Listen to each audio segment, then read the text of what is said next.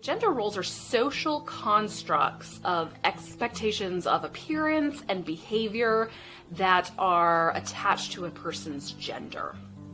So men should be masculine, and they should like sports, and they should have high-powered careers, and women should be feminine, and they should be beautiful, and they should be submissive, and they should be at home with their children. These are examples of gender roles. The interesting thing about gender roles is that they can and do change in different cultures and across time. So within a family, there are a variety of things that have to happen. There are household responsibilities, food needs to be prepared, the home needs to be cleaned, children need to be cared for, money needs to be made. And in society, a lot of times actually, we have assigned specific activities to specific genders.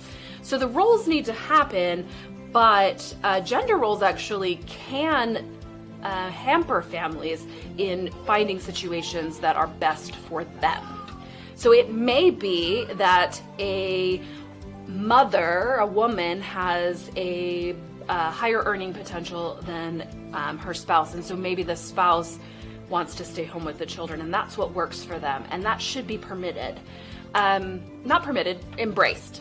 It may be that the husband is a better cook than the mother. It may be that that the husband really likes to clean and the wife really enjoys yard work. And so gender roles in families, I actually think can be detrimental if you are relying too heavily on social definitions of what is acceptable and what someone should do, as opposed to finding the balance of household responsibilities that really plays to the strengths of the individuals in that relationship and in that family. So sex education is a really broad concept. Sometimes we have this idea that sex education is about the talk, or a class that you get on maturation in middle school, but sexuality education really should begin in infancy.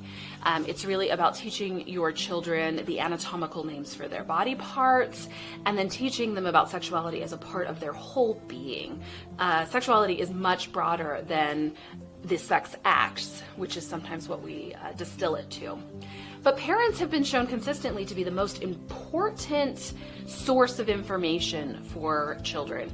You can definitely, if you feel like you don't have the knowledge or the expertise to talk about all the technical details of the body functions and things like that, you can definitely outsource that, or buy textbooks, or things like that. There's a lot of actually children's books that do a good job of explaining sexuality at a variety of age-appropriate levels. But it's really important that parents spend time talking about the values associated with sex for your family, because they are going to get those things nowhere else.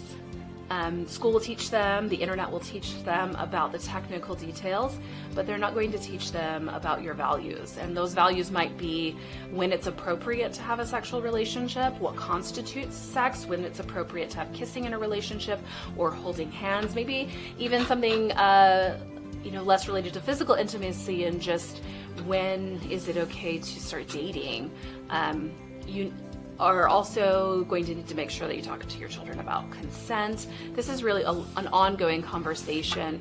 I think parents put a lot of pressure on themselves to sort of have that talk, that conversation, and I think that in general we start too late. We should start having these conversations really in childhood, and there are lots of resources on age-appropriate ways to have those conversations.